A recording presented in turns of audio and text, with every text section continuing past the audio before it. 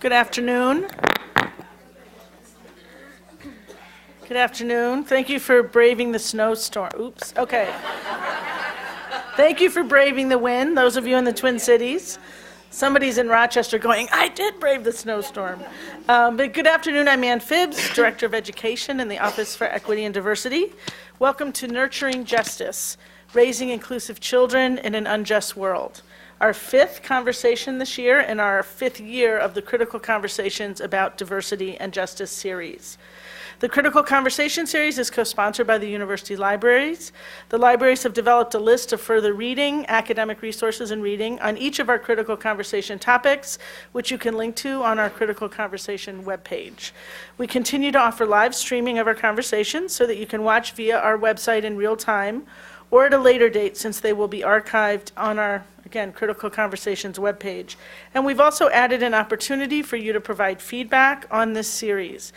If you signed in, we will email a link to an online evaluation, or again, you can access it on the webpage.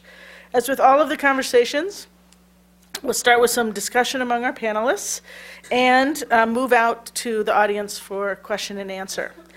Typically, this is where I introduce our moderator. So I'll introduce myself because I'm the moderator. And let me start by saying I've got like tissues and lozenges because I'm getting over being sick. And so apologies if I cough, or I'll try to manage all of this stuff that's going on with my voice as much as possible.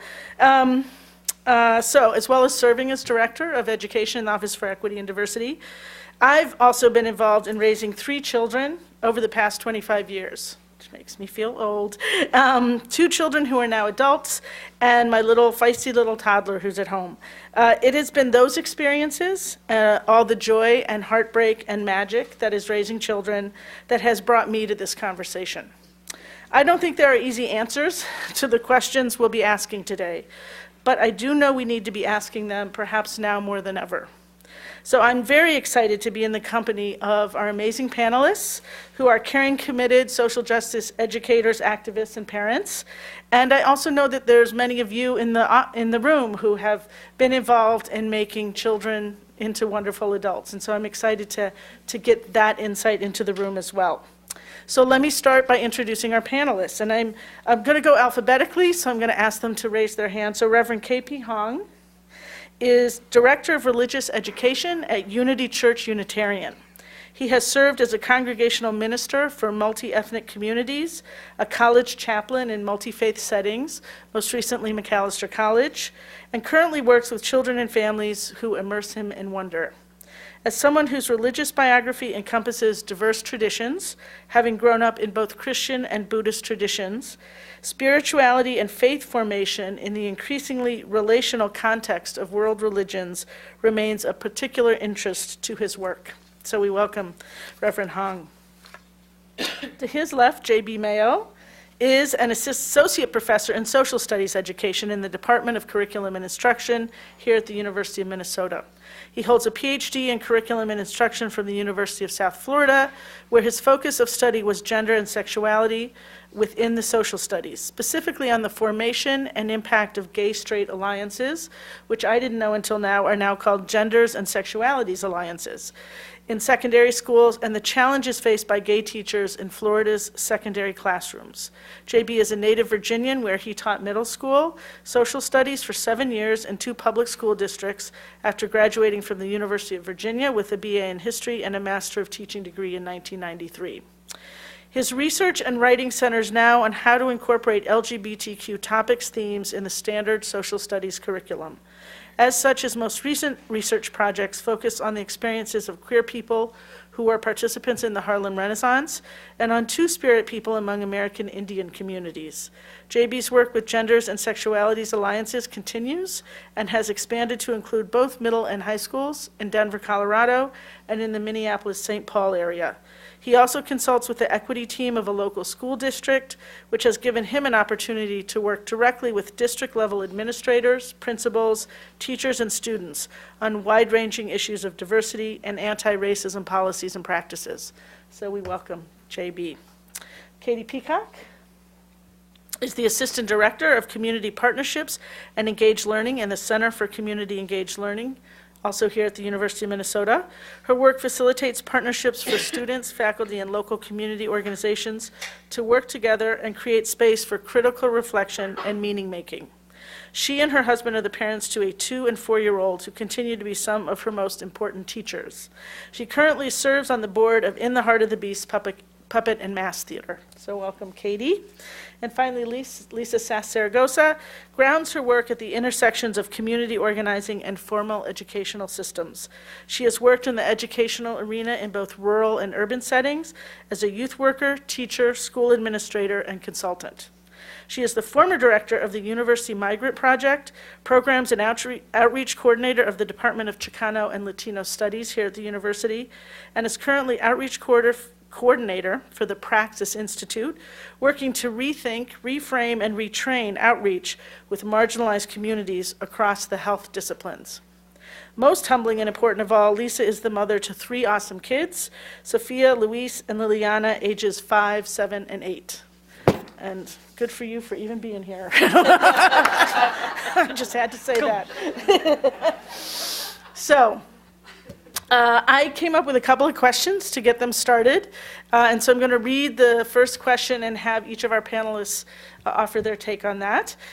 So each of you has been involved in helping children and young people develop into self-loving, autonomous, caring, and compassionate adults.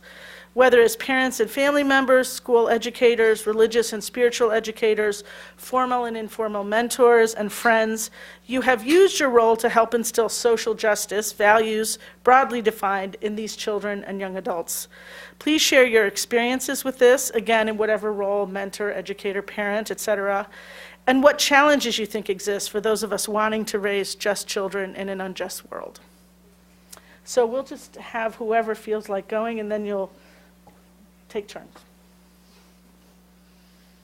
Paper, rock, scissors, ready? I'll start, okay? Yeah. Okay, hi everybody. JB once again. So I'm having flashbacks, I must admit, to my first parent-teacher conference as a middle school teacher in 1995. When the parents came in and said, "Do you have kids?" No. See, I'm the only non-parent on the group, so I promise I still belong, however. Okay, now that that's behind me. I want to talk about how I think my name came up for this panel and the impact I hope I'm having on young people in general. When I was a middle school teacher, I wasn't out. And I struggled with that in the aftermath because ever since I've been able to come out and become a teacher educator, I have encouraged my future teachers to be their whole selves, to bring all of their identities to the classroom, because it's so important for young people to have role models. I wish that I had a role model a gay role model when I was a kid growing up in rural Virginia. So my work with students post-teaching, and I tried to be a good teacher. I hope I didn't do much damage to those kids. Most of them are in their 30s now, and they're my Facebook friends, so I think I did okay. But now in the role of teacher educator and thinking about impact with children, I really have focused on bringing your whole self to the table. And through that sort of focus, I have come to be involved with gender and sexuality alliances. And that's where I've met the kids, young people, who've really taught me a lot about having courage and bravery and integrity. And so my role with them is trying to facilitate and to push those kinds of ideals, because it really isn't fair when a person can't love the person they love openly. It really isn't fair when we couldn't marry who we want to marry. And students were the ones who taught me that, who were the ones that, look, you can be who you are. And so it's a reciprocal kind of relationship. And so that's where I've really grown as an adult, and in trying to foster those kinds of feelings in kids who maybe aren't there yet. And as I'm meeting kids across the country, and as I was mentioned, I've now done some work in Denver and in Twin Cities, I'm meeting students all over the spectrum, from being completely open out and having different identities weekly, to those who may have a secret. They come to the GSA meetings and they can't talk about things at home. And so I'm trying to help them to get to a point where they can live fully and openly. And that's sort of my way of trying to help kids to live justly in what may be seen as an unjust world.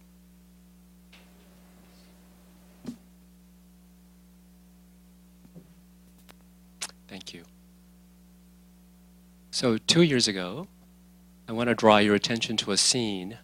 There were a group of about 70 individuals who chose from St. Paul to come together, from the mayor's office, from the police department, ex-felons, to go to the 50th anniversary Selma. And out of the 70, 3 were youth. And Kaz, Nelson, and Maya went to Selma, and they came back. And as part of the clergy staff, we sat down to help recalibrate the high, as you might imagine from an event like that. And one of the questions that I brought to our youth was this question. If you say that social justice, racial justice work is an ethic for you, what are the moral sources? I'll add, what are the theological sources? What are the axiological, value-centered? What are the sources that inform your ethic? And they began to spin out their conversation in the direction of, well, there's that piece about, am I my brother's and sister's keeper?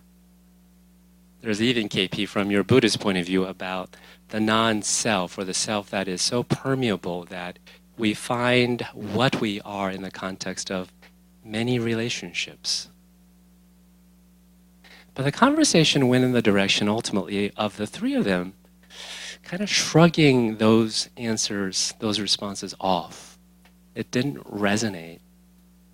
And it was Nelson, if I remember correctly. He said, you know, I asked why all those people had gathered at Selma, and almost uniformly, this is the answer that I got, and I think it's my answer as well. The people came because of relationships. They remembered how Dr. King also called upon mostly clergy, religious leaders and professionals to come to Selma because of relationships. So I think it's because of relationships, KP, that we went, and we're still haunted by the power of those relationships in that intensified gathering for those few short days. I had a follow-up question. So if it's about relationships, and some of them started to use Dr. King's beloved community language. If community itself is an organizing principle, what organizes such relationships as beloved community? And they thought about it for a while, and they went back to that word covenant. And we spent some time reflecting on covenant as the intensification of promises and vows that we make. Covenant itself as an intensity that can match the intensity of anti-black racist work. Intensity that can match the structural intensities of injustice that were being played out back then in Selma, voting rights, and still today. They talked about these relationships that mattered, and they talked about how relationships translate, this is an alliteration that's helpful for me, into reputation that has transferable goods that you could put on a resume, that also translate into reliable roles and responsibilities that have perks called rewards. And they told me that at Selma, at those gatherings, that what people were interested in was not your resume, was not your reputation, was not even roles and responsibilities. They reminded me, our youth reminded me, that children seem to work at the other direction, which is they care about the primacy of relationships, of connecting with you, of being intimate with you. So one of the things that I do as clergy and as a religious educator in a congregational setting is to really think about the power, the capacity of human relationships and what we mean by human relationships. And one of the things that we practice is that human relationships are not about reducing the other to me or even to my strategies of leveraging the other for whatever political ends. That there is this theological word called transcendent, that relationships are fundamentally anchored in a transcendent awareness of the other as a human being like I am. And in that relationship that is irreducible, that what matters may not be getting you right or getting me right, but what does it mean to bear with the wrong in all of us and finding that the only right that matters is in the embrace of relationship.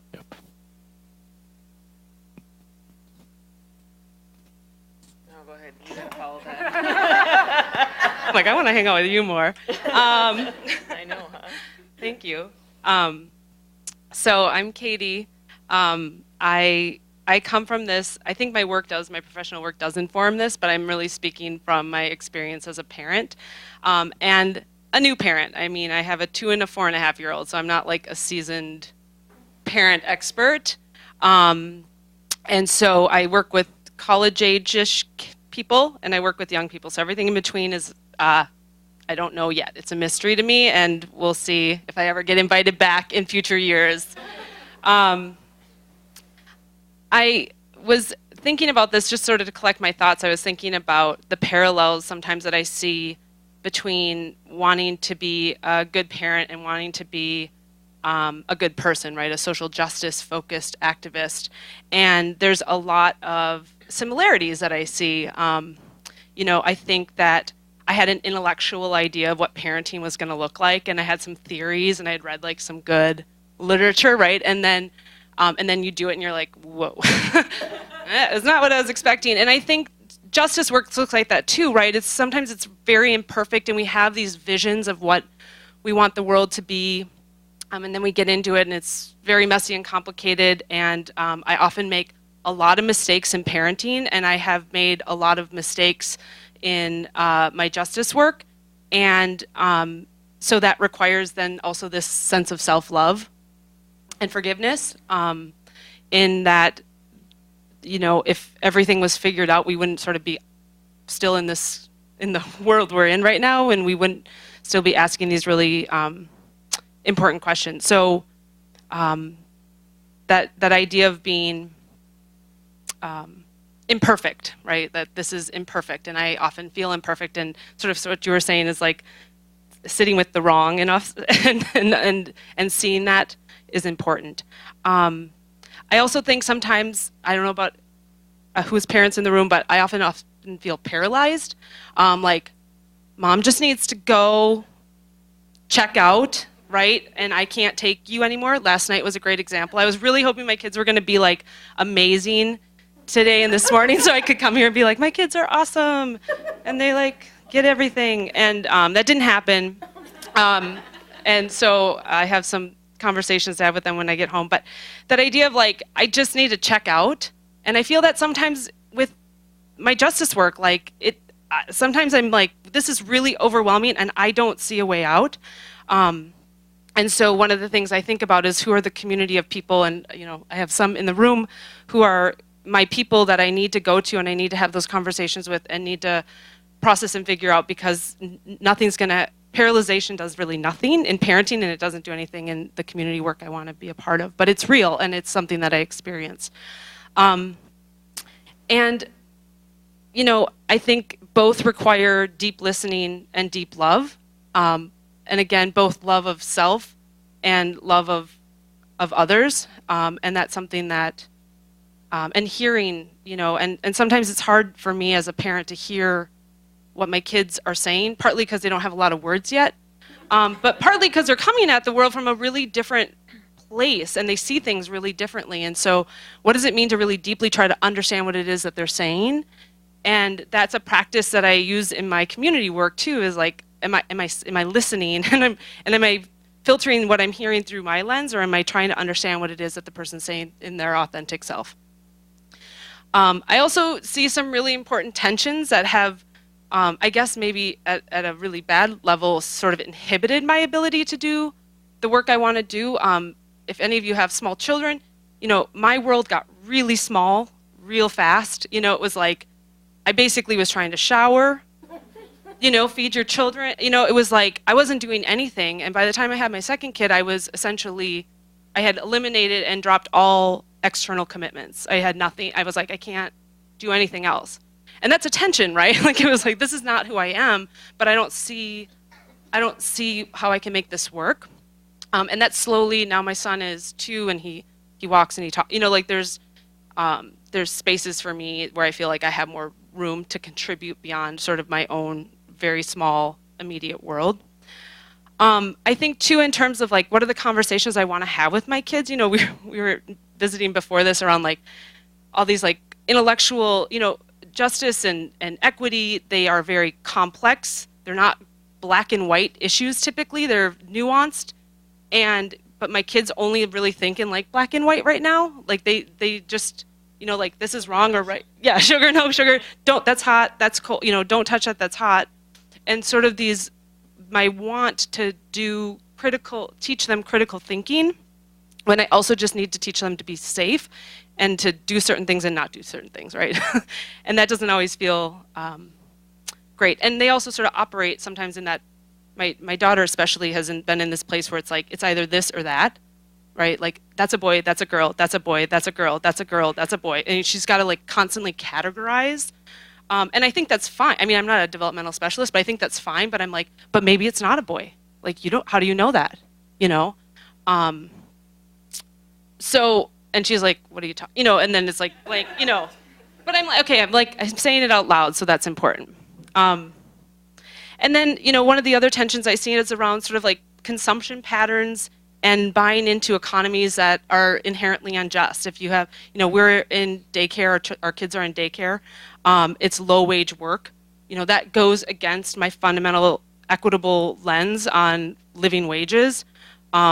And it's a larger system, and I also need daycare, right? So there's this tension there for me.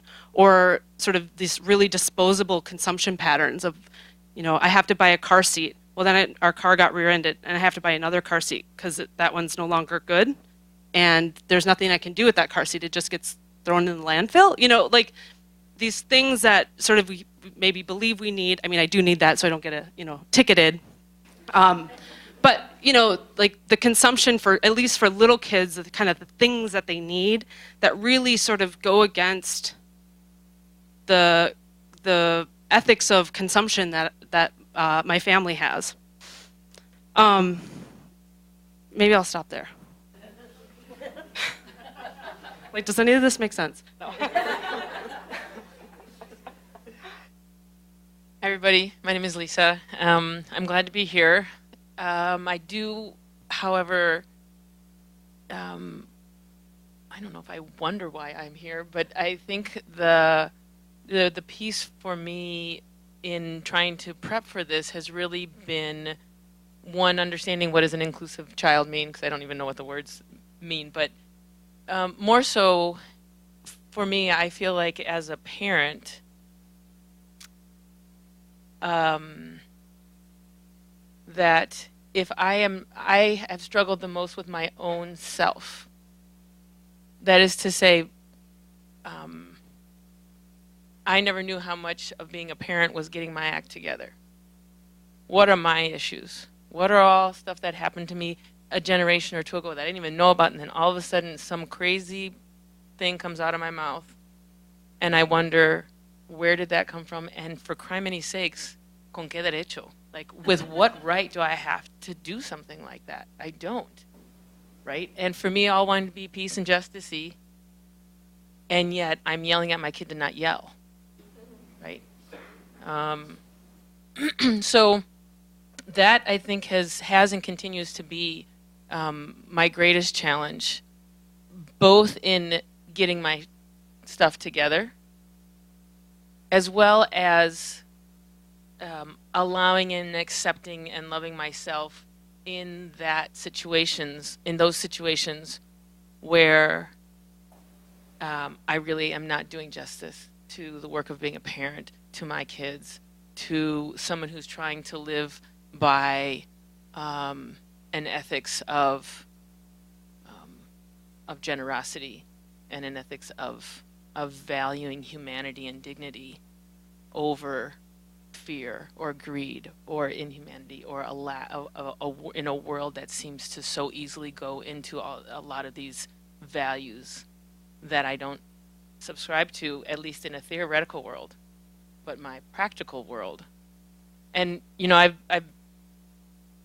been doing a lot of this work, and I have an amazing village and friends and family, and some folks here in the room know me, and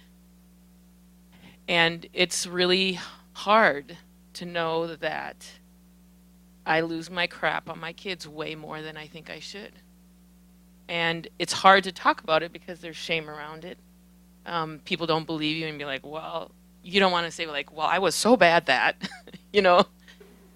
but you have to, for me, that's what has truly been the hardest piece about being a parent. There's a lot of logistics that have been super duper hard. July 13th, 2013, I adopted 3 kids, single mom, 2 jobs, 1 3 and a 4-year-old. And they're amazing, awesome kids. They also came from trauma. They were also wards of the state, and it was a very hard deal. And they come in with tons of trauma on their own. And it turns out I have a lot more trauma that's unresolved that I didn't know about. And so it's a journey, and it's hard. And so I think I think that your piece about relationships, and that's the kids want and need, and their resilience and their ability to come back to you is amazing. It's humbling, and it's a mandate for me to get my act together. Sorry, I just realized there's some people over there, so I don't mean to. So the starting point for me is that I need to center on the kids. And in order for me to center on the kids, I need to center on me and me being healthy. And so that I've recently taken on this notion of radical self-care, which includes trying to get my act together, making myself go to sleep on time, not drinking. I realized at some point that I was drinking coffee in the morning till about 2. Then I didn't do anything until I got home for dinner, and then I had wine. And so I'm starting to at least try and drink some more water and something else in between. But I think that piece of our unconditional love for us as parents, or for me as an individual, that I need to demonstrate to myself, so that the kids can see that, and then I can love them. And in the times from my youth that I can remember that feeling of unconditional love, if I can do that, then I will have done right by the world. If I can do that for them, if they can feel that sense of unconditional love, then I will have done right by the world. Going to protest and talking about things, if those of you who know me that I process a lot. And I'm not, those conversations are going to have. Is it going to be perfect? No. Are we going to bumble through them? Yes. Do they know how to do chants, and they do it when they want lunch, for example? They know how to do chants. But that sense of them feeling their humanity is, for me, the greatest challenge that I have, because if you do that, then I believe that they will then be able to face the world as it is, how they need to, and grounded and strong. That's what I got. Great. Thanks so much. You keep that microphone. Thank you very much. I have another question, and the second question, and I just want to prompt it, kind of set it up with a story. I was doing a training outside of the U of M, And I forget what it is the topic was, but a gentleman who is Somali and Muslim shared, we were talking about kind of social media and media in general and kids, and he said, you know, my 8-year-old son, you know, I've had the TV on and things have been going on, and I didn't really think it was affecting him until he came up to me and he said, Dad, why do they hate us? Because we're Muslim. And he said, I wasn't prepared for that. So I want to kind of pull in this current political climate and kind of add that in a little bit to how we're talking about this. So American society has arguably become more contentious and polarized since the presidential election. It's the key understatement of the day. Under this presidency, we've seen a sharp increase in bias crimes directed at people of color and American Indians, Muslims, Jews, immigrants, refugees, and others with marginalized identities. And I can't help but point out that we now have trans students who have been given the message by our administration that it's not okay. It's not a guaranteed right from the federal government that you get to use the restroom that corresponds to who you are. So they're waking up with that reality, right? So how does this post-Trump kind of new normal affect what we teach and how we teach our children? And when I say teach, I mean that very, you know, as parents, as formal educators, as mentors, as friends. Are liberal families in some ways starting to wake up to the reality that has always existed for poor, people of color, American Indians, queer and trans folks? I'm curious how privilege has kept some of us and the children we love from truly taking in the deep roots of racism, Islamophobia, transphobia, heterosexism, ableism, et cetera. And I guess I just ask each panelist to maybe, if you want to address kind of, given the climate, what might be some challenges that you're seeing now as we think about having conversations with our children about, for example, you know, what's the right thing to say to someone who says, why do they hate us? That's a tough thing to answer as a father, or as anyone trying to love children in this age, right? So, thoughts about that? That's a great setup. In the Unitarian Universalist tradition, there was an educator, Angus MacLean, and a parent approached him with a question similar in nature.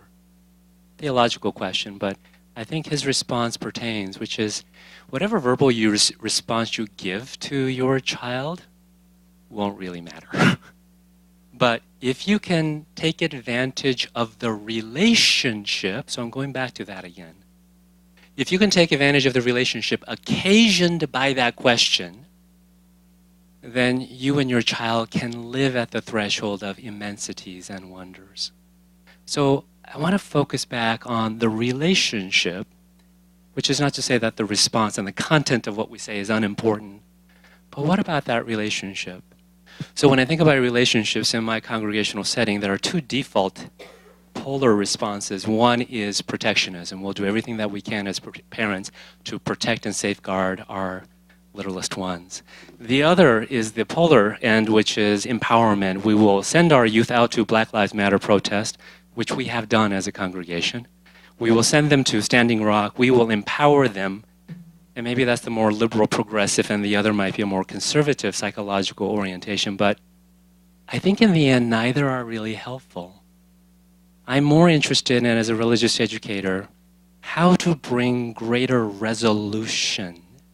And I mean that in both senses of the word.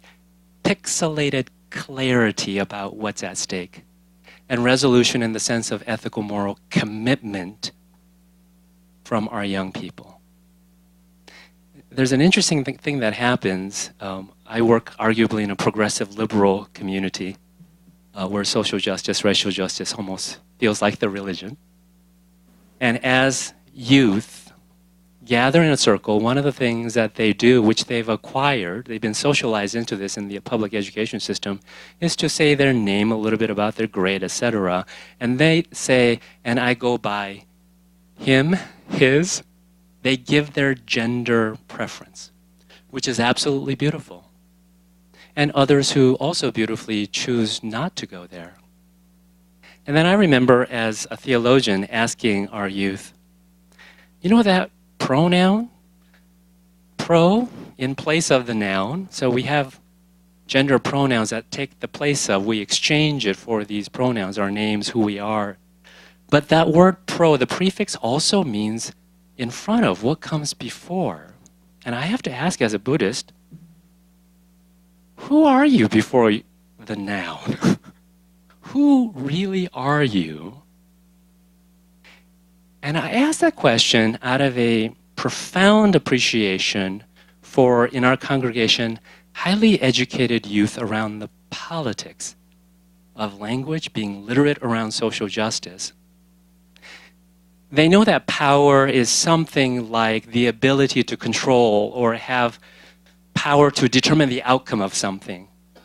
But when I introduce a topic of not power, but in the religious lexicon, we might have a slight preference for the word strength as a relational capacity to contribute to the coordination of values and interests, not control, but strengths that are relational capacities.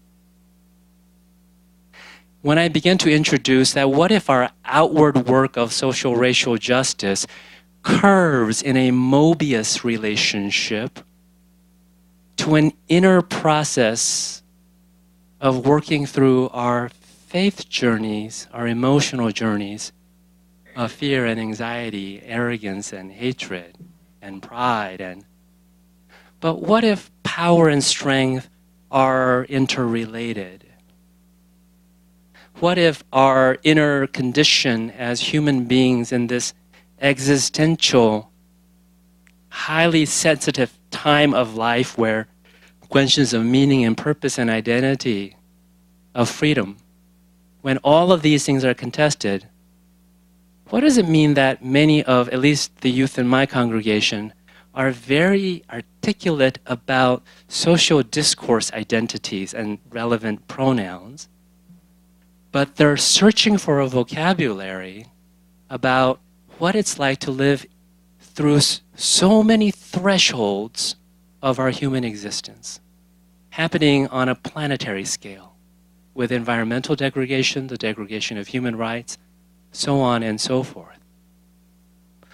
So we come back to, who are we as human beings and what do we mean by these relationships?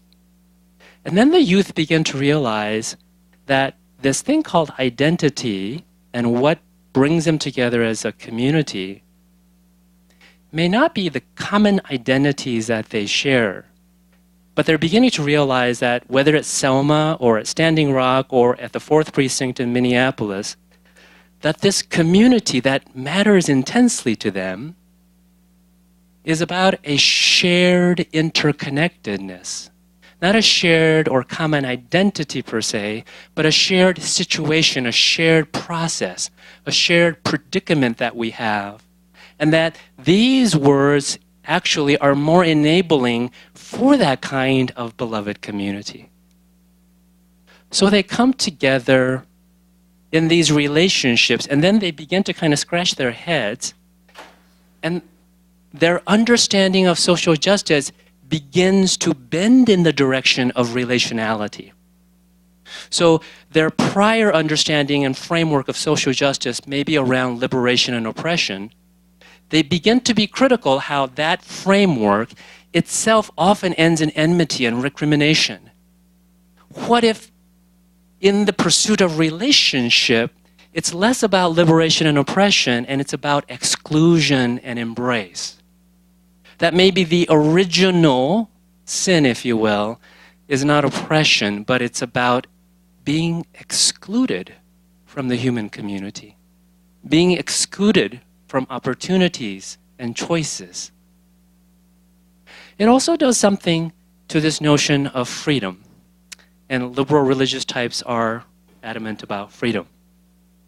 They know the preposition from.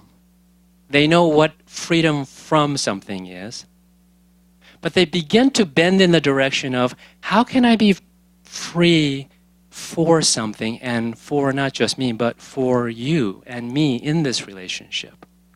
That freedom is defined less by choice and more by commitment. It also does a funny thing with their understanding of diversity, or more rudimentary, the understanding of the word difference. And the operative preposition, again, is from. How am I different from you? And it's a quantitative understanding of difference. How much do I differ from you? But when you scaffold it within relationship, the question becomes really quite interesting.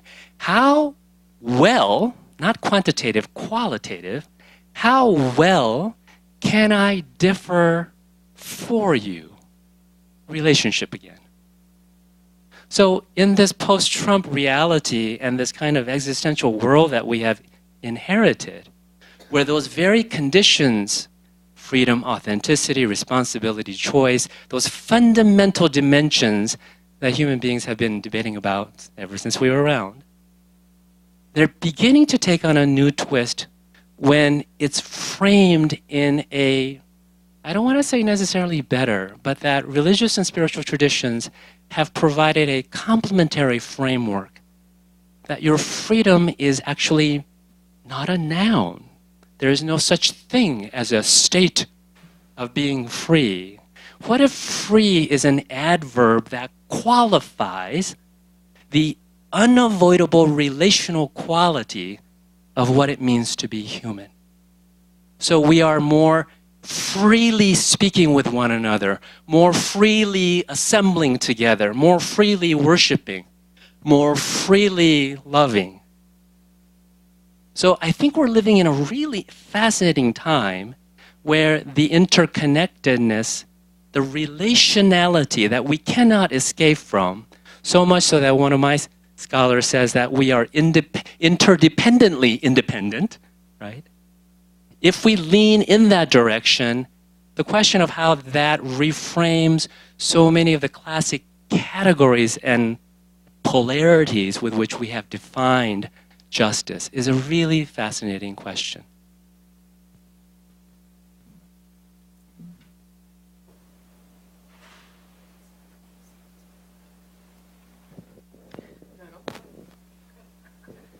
I usually like to take it up to the 30,000 level, but wow, I can pale in comparison.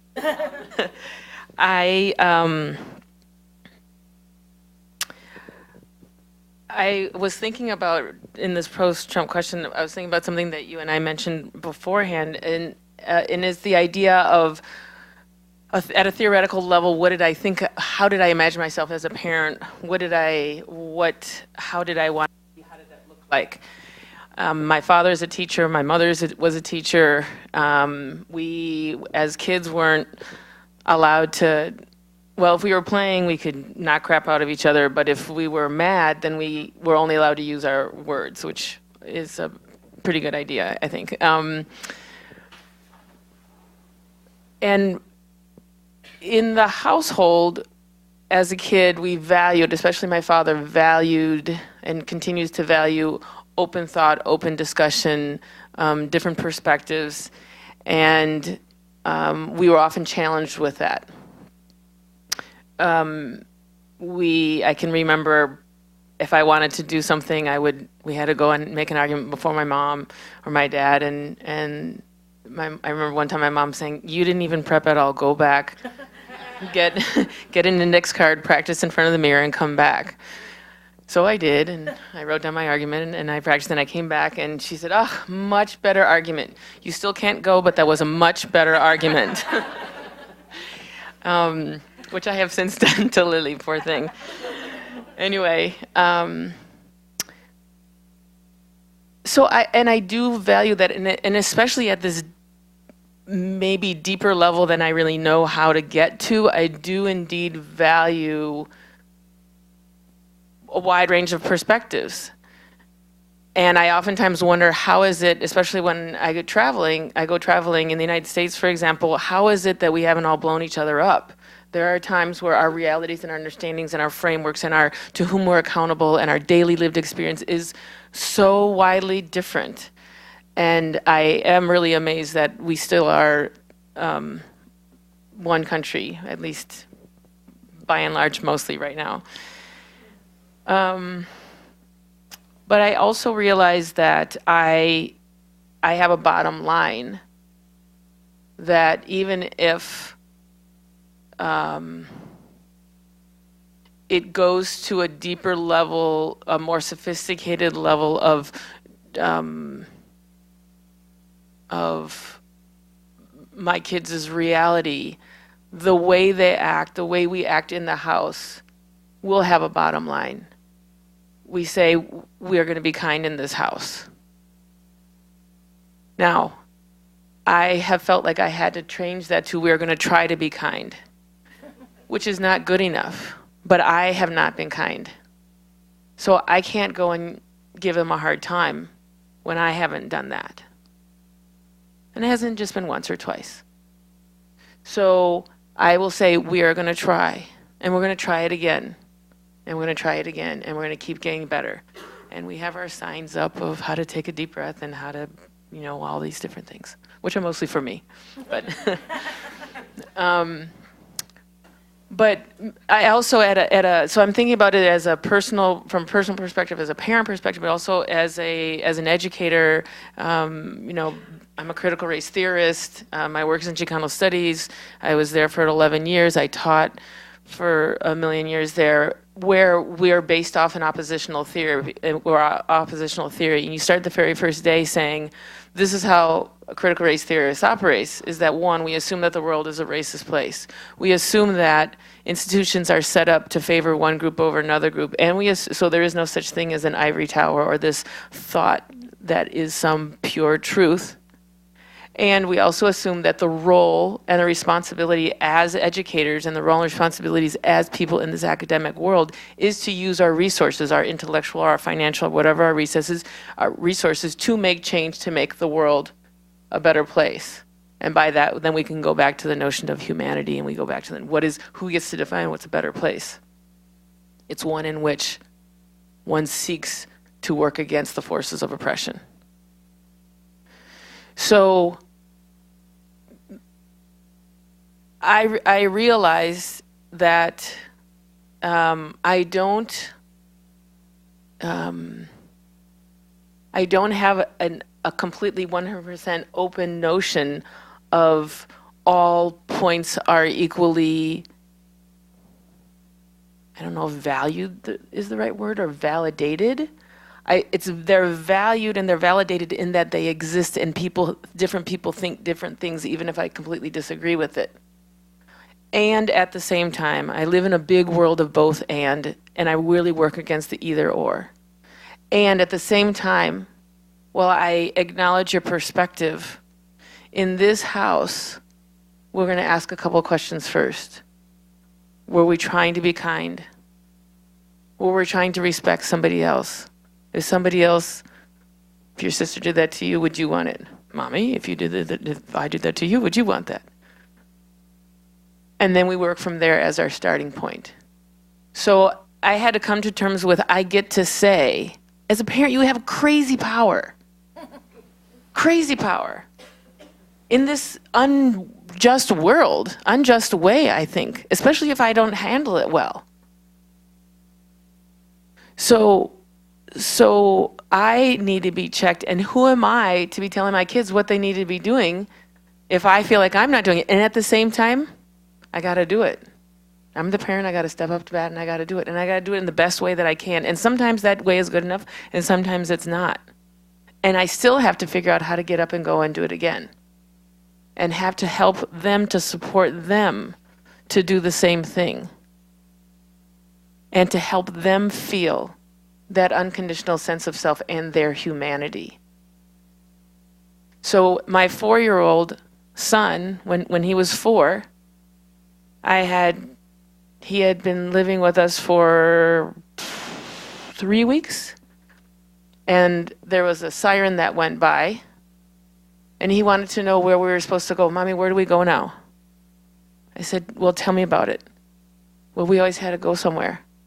Well, how come? Well, either they come in the front, like and they put your hands like this, or they come in the back and they put your hands like that.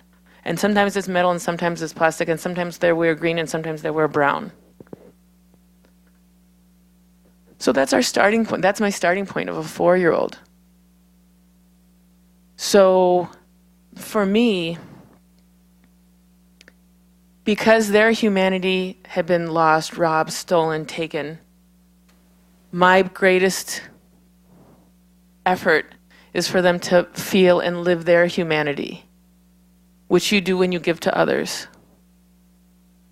So we make cookies almost every week, and we walk them around the neighborhood. My neighbors, I all know, they're gonna get. We do things so that they can feel their dignity and their contributions and their willingness, because I believe that our humanity is lived out only in communion, only with others. Because you can sit on a mountaintop all you want. I was great at that for a while until I became a parent. You can sit on a mountaintop and meditate all you want and think and imagine how you're going to do this. But then all of a sudden, when you come down off that mountain and you're there with everything, all the goofiness that's going on, and you need to figure out how to try and keep your act together and keep people safe, then for me, doing that for myself and trying to work with them, I believe that because I know how I live my life and how I process things, that other stuff will come. They will feel themselves as agents. You know, I was telling Katie before we were walking along, and this was about a year ago, and there was somebody, I think, who was homeless, and Lily wanted us to do something and give them food or look to see if we had food or if we had something. And I said, okay, we can look. But, and she goes, I know, we have to change the laws too. But can we just do something nice for somebody? And I was like, well, man, she does listen. Like, holy smokes.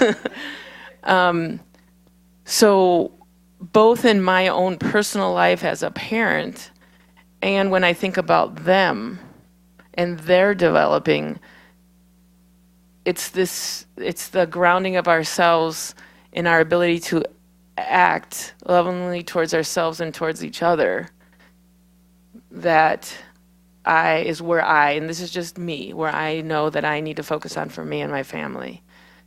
And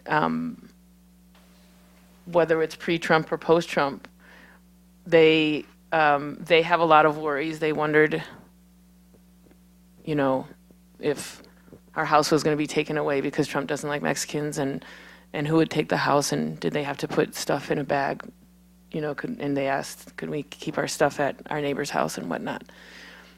And that's a lot of extra worry that kids who have already had abandonment issues and who have already had things taken away and already had a lack of a sense of security, that's an additional piece.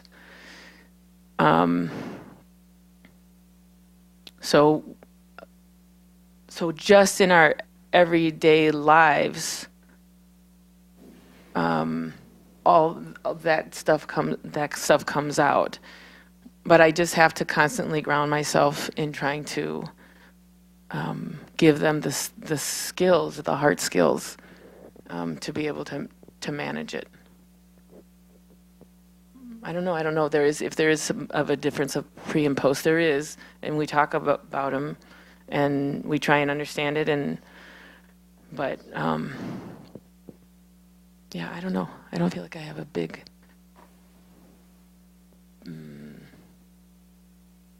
Big shift other than, I mean, we talk about it in the way that we do. I didn't feel very articulate or anything. That's fine. That was really. So it occurs to me that, particularly listening to some of your stories, Lisa, that one of the opportunities that our students in the GSA might not have at home is the place where they could do those wonderful things, right? So that's what our space tries to do. And the same thing for teachers.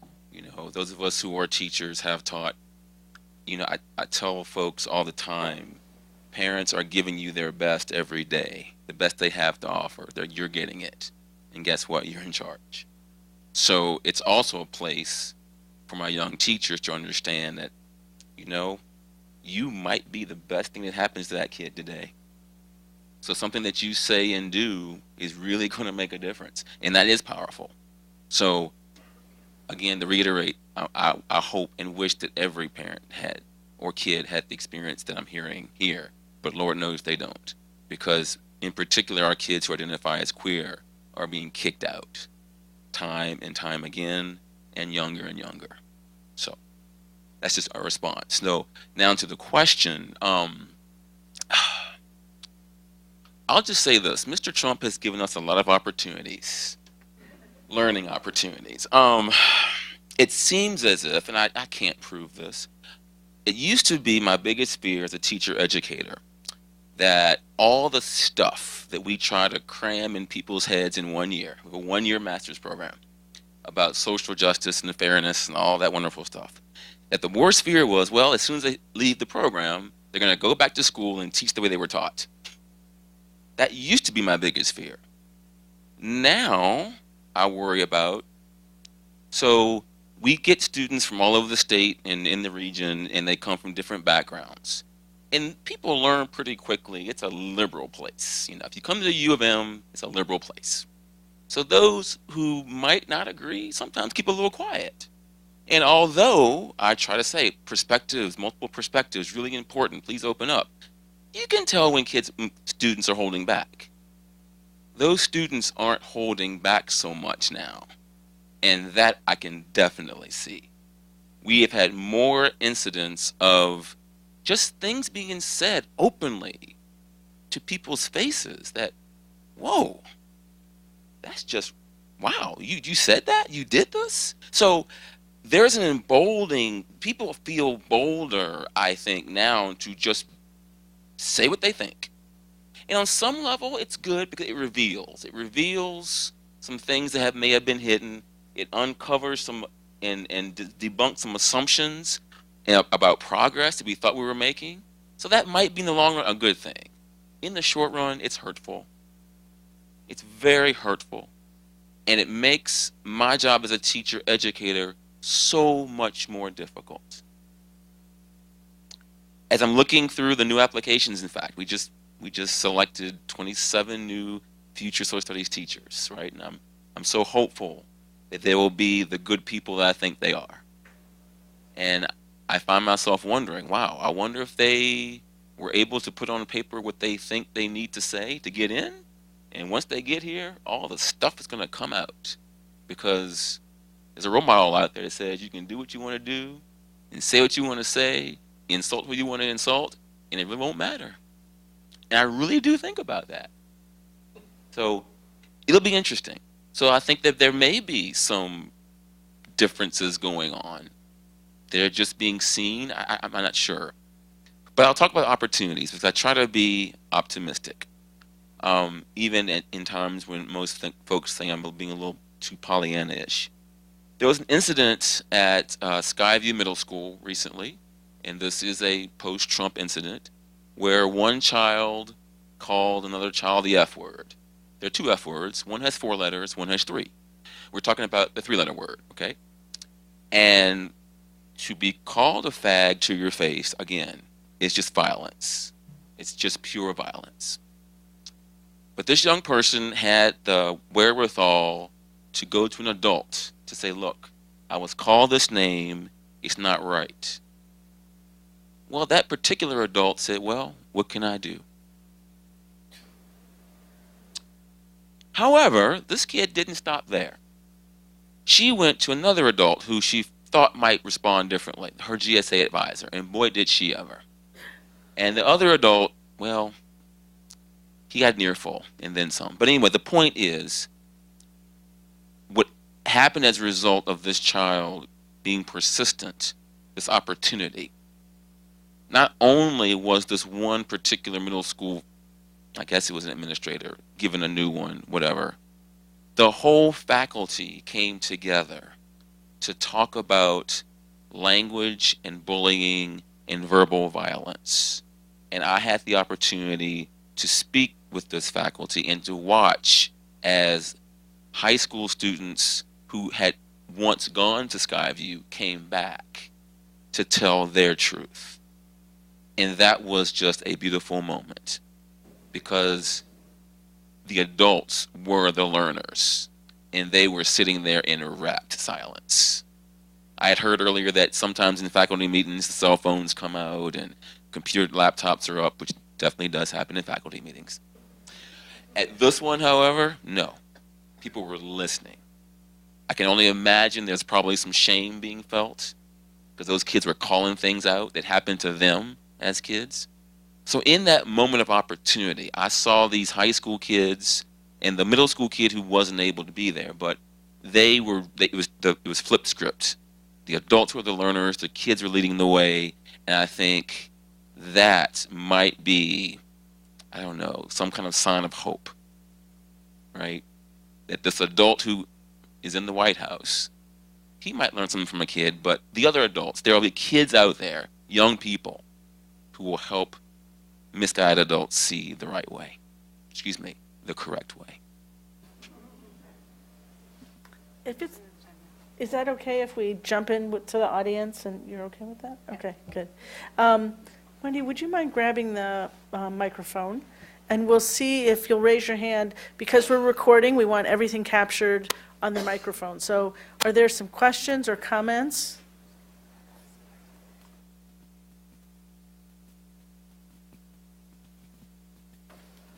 Hi, thank you guys for your time.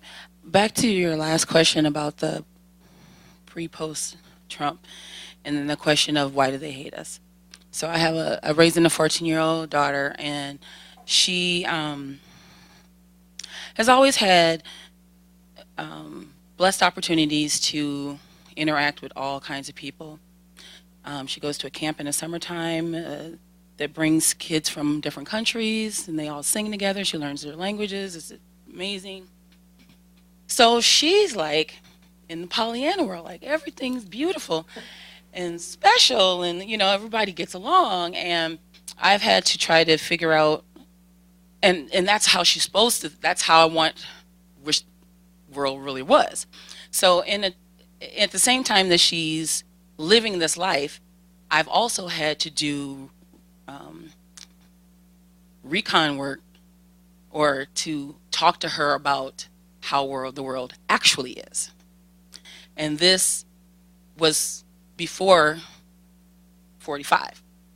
So then once we got 45, then I'm like, now you see why I had to teach you these things. Because before she's like, oh, Mom, it's not really like that. That's your world, not my world. It's not how life really is. And so I struggle with like wanting her to enjoy her beautiful, lovely life of all friends and family, friends of everybody. It's the most beautiful thing, but also struggle with then having to teach her. Now she's getting ready to go to high school next year, and the two high schools that she, is choosing from, both of them, she'll have to take the city bus. So I have to tell her, my mindset is, now you're going out into the world, you'll be moving around without me, and people will treat you different. And I really feel like, I don't really, I don't know if I really don't know if that is right or if it is or what, but I feel like I have to prepare her. And I have emotions around that, So about, and that's just a comment. But if anyone has some response, it'd be great. Can I share one quick story? I'll never forget, we were taking my son to the big Pride Festival, and I just wanted to let him know that he might see some people, who had signs, and he said, oh, but Mommy, the people who didn't like gay people, that was in the olden times. And I had to explain to him that no, it wasn't in the olden times. But that stuff is heart-wrenching. I've sometimes liken it to watching your child walk toward a cliff. And you kind of know that if they're going to live in this society, they have to go down that cliff. And some kids are down there from the time they're born, right? But others aren't. Others, my kids were white, middle class, but had queer parents. And so it was like, when were they going to learn that, because it's one thing in preschool where everybody wants to be a fairy and it's just fine, right? And it's a whole nother thing in 4th grade. So how do you, so I just wanted to say it's challenging. Are you responding to? No, I have a question. Can you hold on 1 second? Did anybody want to respond specifically to that? Well, I was going to say that it is hard. It is hard, and I think it has to be done. It's the world we live in. I do a lot of work on equity in the school where my kids go. I do some consulting work on there, and there's a lot of very well-meaning, nice white elementary school teachers, particularly women, who really can't grasp why it is that they have to be able to understand how to talk about race and class and power and privilege to a kindergartner. And because they don't have to live in the world. And so the very first day, July 13th, 2013, my son has struggles with some EBD and some emotional control issues. And from the very first day, I told him no matter what, he could not hit a cop. Very first day. And as a 5-year-old in kindergarten and as a 6-year-old in first grade, we got more depth into the conversation, and he's seen the statistics for how many black and brown, dark-skinned black and brown boys go to prison and go to jail. And do I want to be doing that to my 4-year-old? Absolutely not. But I have, by God, got to give that boy whatever I can. And we do our meditating, we do all kinds of stuff, but by God, he's going to know that. Lily was 5. You know, it's hard being an adult, but it is hard growing up. It is hard growing up. That whole, like, I don't want an adult today. I am one of those memes, you know. It is hard growing up. And and they can handle it. They know it. Lily struggled, and then we had conversations about how she had to give up the childhood she never had. And this was to a kindergartner. And she had to do it.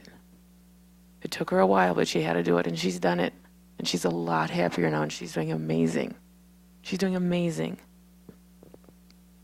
But that's a lot. That was a lot that I didn't want to give her those words because I didn't want her to have to carry that or to have to understand it. But what it did is it made sense for her.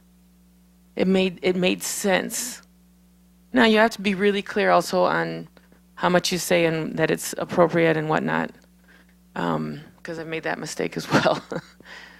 But it helped the world, helped her feel not crazy. She started understanding why she was being so mean to her little sister. She understood so many things. And so it's to help to not, the world itself is a crazy maker. Because they believe what we say. We're supposed to be kind. Mama, we have an extra room upstairs. Can we ask that person to come and live with us? Okay, breathe.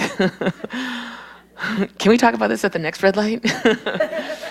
But they believe us. And so that theory to action is amazing. It's intense. And it keeps us honest. But it's hard. It is. It's a both and. It's a both and. But I do believe that it validates the lived experience that they have rather than, and it gives them tools to be able to manage it rather than pretending it's not there, which is another crazy maker. You can't be an agent of your own change. Just a quick comment. I think in the post-Trump era, for me, the question is, how do we do conflict? That has always been there, but I think it's daily. It's up at the front. And in faith communities, that word practice is really important. And I just want to put it out there. It's a very weekly, regular response to what it means to do conflict and live in this post-Trump era. Religiously, we understand practice to be something that we do together. It is not privatized faith or spirituality. And we do it over time. It is repeated. And it is a response to something fundamentally in need about the human condition. So whatever the practice is that you and I do, it responds over time together to a human need. And there's something epistemological about that. It confers a certain kind of knowing, like love has an epistemology, grace has an epistemology. But this practice land you in a consistent way with the narratives and the contents of whatever tradition within which you are practicing. And it brings you into the presence of for lack of another word, the holy or the sacred or the ultimate, what really matters on an ongoing basis. And only practice like that, I think, is substantive enough and compelling enough to ingrain those habits and virtues and capacities. And my therapist very early on said to me, habits will win over insight any day. Please. Hi, my name's Shayla. I'm a mom of 3 kids, and I just really appreciate, Lisa, how you look within your own home, and you've had that humility to be able to say, I'm a parent and I get to have the say, but you kind of drew that analogy to me between being a parent and also living in this unjust world. So my question is, how important is it for us to name or acknowledge the biases that we have and to be able to confess or say sorry, though, you know, when we do have those shortfallings or shortcomings, and knowing that none of us come to the table perfect? And how is that played out in nurturing inclusive, loving children?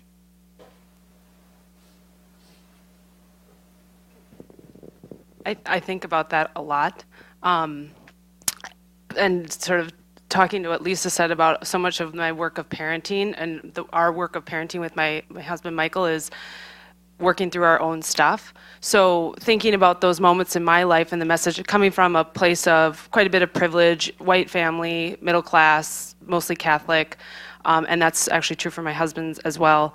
You know, thinking back to the times like when we were driving through South Minneapolis and all of a sudden I heard the automatic locks on my dad's cargo, and that was a message. I was not raised in an overtly racist family or discriminatory family, but there were messages, mostly unspoken, right? So then I have to think about, that gave me cues about sort of who's good, who's bad, who's right, who's wrong, who's dangerous, who's safe. And so part of it for me is the absence of not talking about this doesn't make any of it go away because we give our kids messages all the time. And so part of it for me is showing my kids that I don't have all the answers and that I'm also working through this. I am part of a system, and they are part of a system where we've been trained to believe a certain way and think a certain way and see people a certain way, and that we need to be thinking critically about that. That's my time. No, it's not. I did not like what I was saying. So some of the questions for me for myself are like, how am I comfortable with engaging in difference? You know, like, where are my learning edges? My niece has Down syndrome, and I realized when she was born, I was like, I've really never been part of a community with somebody who has a disability. I mean, and it was like this realization. It was the absence of that made me realize I had a lot of learning to do around that. So yes, I think for me, there are points when I'm like, I'm right, you're wrong, I'm the adult, you're the child. And then there's also times when I'm like, I don't know, or I'm wrong, or I don't know the answer to that, you know? And that feels kind of good, right? It feels kind of good to be like, I guess I don't, you know, because they do look to you for answers, but sometimes we don't have them, right? Why did a police officer kill Jamar Clark? You know, I don't have a 2-year-old answer for that. And so, so you use big words and they're like, what? You know, and that's fine. And that's all I could do. Right. And I was telling Lisa that story. I like gave this whole white supremacy and racism and, you know, and that's all I could do at the moment. And they were like, can we go play blocks now? You know, it was just like, anyways. Can I share a story? I wanted to share a story that's just about, if that's okay, if I could jump in. My own learning around even kind of a little bit of a social justice flip. So when I was raising my son, he was in 4th grade, so this is a number of years ago, and he was at a school in downtown Minneapolis, and his other mom, so there were 2 moms, 2 dads, and his other mom would visit him, much more likely to visit him. And I'm 5'2", she was 5'9", dark hair, we looked different. So I decided to go visit him, and the kids come up and they say, who are you? I'm Dylan's mom. No, you're not, because of course they just saw Dylan's mom and she didn't look anything like me, right? So I say, oh no, I'm Dylan's other mom. Dylan has 2 moms. So Dylan comes home and he said, yeah, so why'd you tell everybody that I have two moms? And I said, well, you do, and he's like, yeah, but I mean, why did you feel like you had to tell everyone that? So I get a little bit high and mighty because that's a good idea, good parenting role, So, but of course, what I do is I slip into this, my own kind of, from my worldview. It came out when I was 17 in 1980, like nobody's putting me back in the closet, right?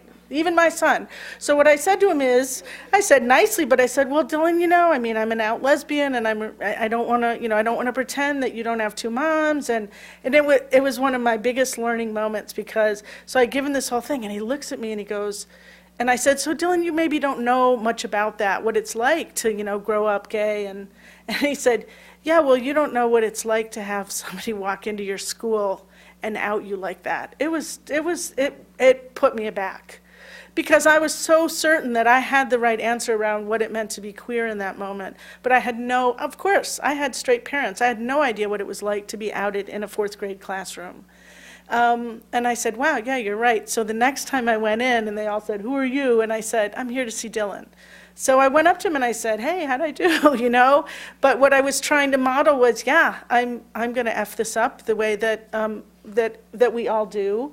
And so how much can I model kind of humility? But it was interesting for me how tempting it was to go to my immediate, my deep sore, my deep hurt and trauma around homophobia and then to raise kids in a queer family and start to realize they're closeting themselves. And that there was a special pain to that. I was like, what? We live in South Minneapolis, we go to South High, we go to Seward, Montessori, come on, And then you find out that they've only talked about 2 of their 4 parents, right? One dad and one mom. And because they could do that in our family, and it was like, oh, you need to closet yourself. And then it's like, yeah, why did I think I'm the only one that gets to decide when to closet myself? So the ways that I've been taught by them have been amazing if you let yourself do that. So, yeah, please. Because one thing I think about a lot is Yeah, choices. Try the other one. The Sorry. choices that we've made, like we live in a diverse neighborhood, we are raising our children bilingual,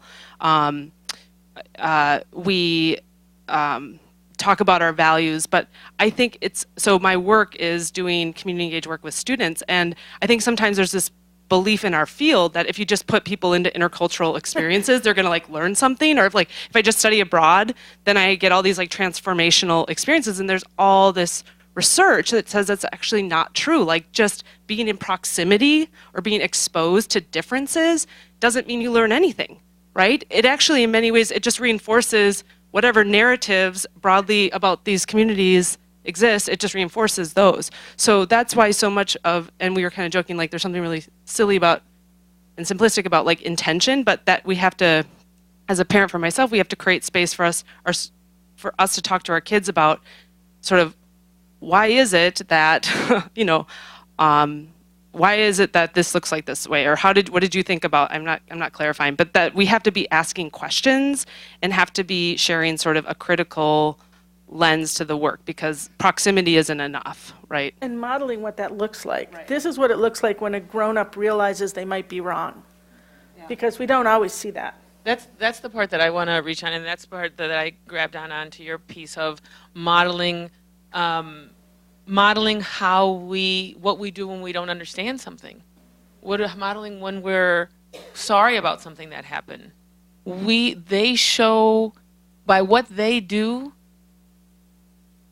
That shows us they're a reflection of us. And boy, that'll come back you in amazing ways and in hard ways and all kinds of stuff.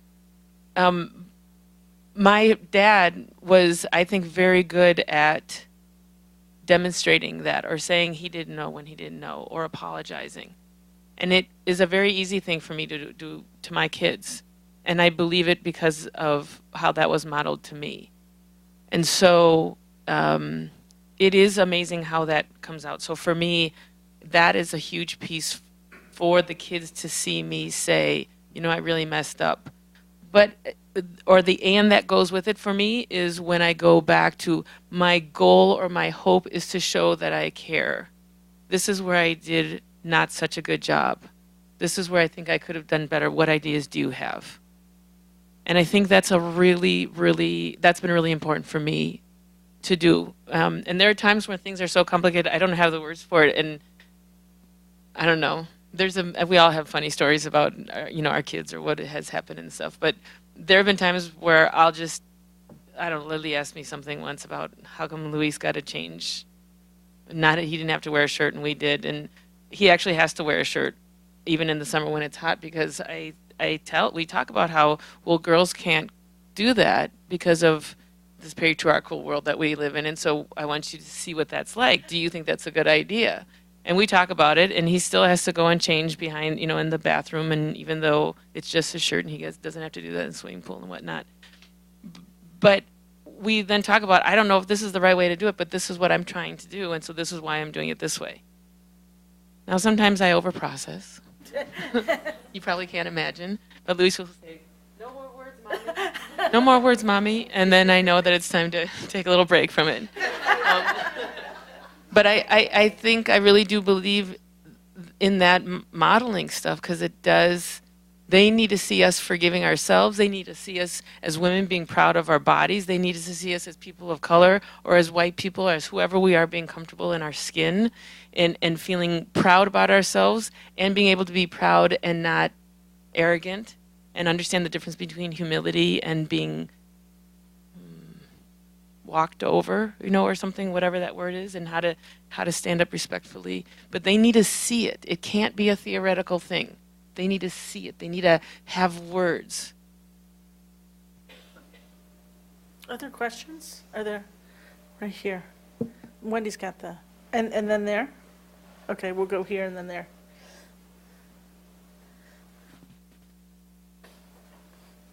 I have a question for JB.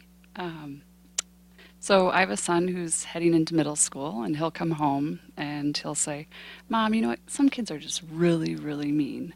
And we talk about it, but I'm wondering if you have any guidance on how to talk about exclusion at school and how to guide a fifth grader.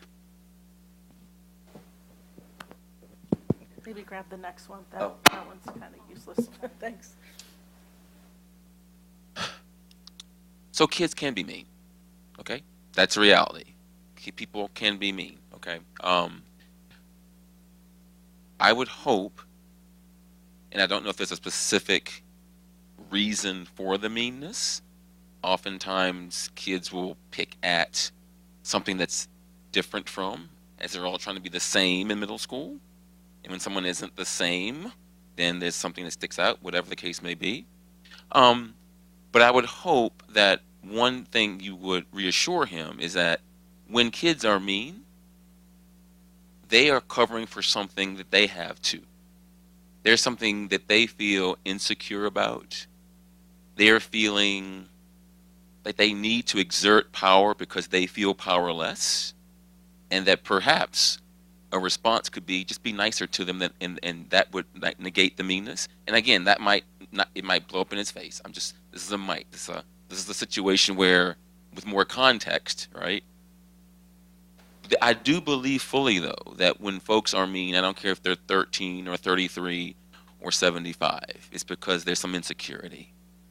And sending that message to him may be helpful. But I also say that help him to seek out people who aren't mean, to act as buffers. Because I do believe that for every one mean person, there are a couple nice ones too.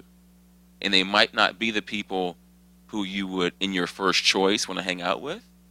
But if they're kind, that might be a reason to expand your circle. Those are my first thoughts. Do we want to take this question here? Thank you for being here today. I want to build off something that people have said, but from an educator standpoint. So I work with teachers on building a social justice mindset, and it's a new role for me.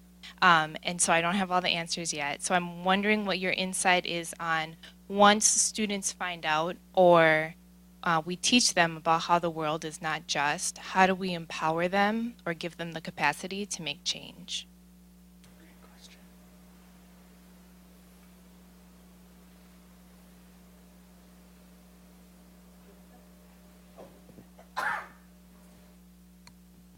I think most kids know already as your starting points. And I start from a place of emotion and of connection and of relationship, and put then that within the context of systems. So first helping somebody and supporting somebody understand what is the part that is particularly hard for them. And it could be a particular issue, it could be whatever. Let's say it's an issue. It's the environment, or it's migrant farm, or it's wages, or it's immigration, whatever. So then understanding how the system works, to understand where you have influence and how you can influence. So that they can see where and how it makes sense to put your effort. And then when do you have to put your effort, and to be able to define what a win looks like. Because a win might not be it's not going to be we're going to dismantle international global capitalism, you know. But how that person, or maybe the ability to have their school decide that they're going to only buy sweatshirts from places that doesn't use child labor, that could be a win. So being able to have the person A, define, then B, figure out some of their emotions that go with it, and then C, have an avenue. I support an informal and a formal way. So the formal way being something like whether it's a something to get a change, a tangible change in a policy, for example, or the goal is 10 letters to the editor to try and change people's perspective on it. The notion that they are an agent of their own change, that they can be an agent and to be actors in the world and not being acted upon, and helping them set a goal that is tangible, and preferably that's going to have some wins along the way, and to be able to support them so that if that doesn't happen, how they manage that. When is it that you go back and do it again in a different way, or when you figure out you do a SWOT analysis or whatever you're going to do? And when is it that those unintended consequences are part of their reality as well? This is also about building leadership. Look at how amazing you were able to do in that. How do we figure that out?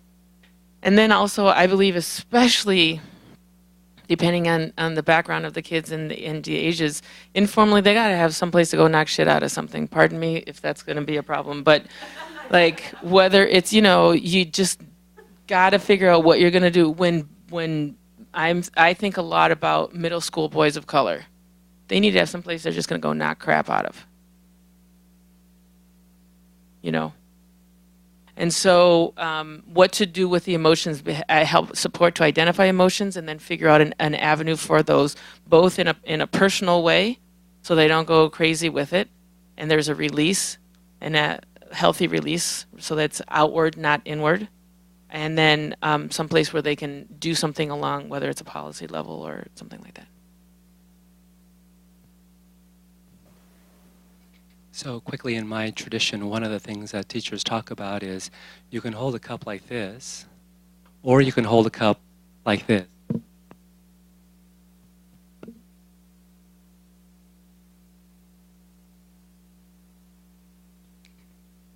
And the idea is that there are some things that matter so greatly that you have to hold it with two hands. And it's a metaphorical way, however, to get at, I think, what's something, that we find in Montessori traditions, that we find that the neocortex and the limbic system come together in this kind of middle realm called the ways that we tell stories to one another. The realm in which children know not only to listen to our words, but they read our nonverbal gestures. The children that we work with are able to distinguish between a silent moment and a quiet moment and a still moment. Just as parents learn to acquire the distinction between one type of crying for food, one type of crying for loneliness. So we are unavoidably caught in these relationships. And what I'm interested in is, as that mindset sets in, does my daughter have a denotative of understanding of what transgender means, that she opens her dictionary or Googles it and finds, I'm actually less interested in that. I think she will encounter that over and over again. But with words and realities that are encompassing, I'm much more interested in the connotations that surround that work that more likely implicate us as human beings, emotionally, cognitively, relationally, etc. And so not only for my daughter to understand a denotative understanding of transgender, but what does it connote for us? And every time that word transgender is mentioned, how is my daughter understanding what conduct, what behavior, what orientation to even that conversation is appropriate and respectful and kind? You know, I see hands up, and I'm so sorry, but we need to leave to end on time. Although my guess is these folks will stick around for people to come up and talk to them, and so I want to thank them. Can we give them a round of applause?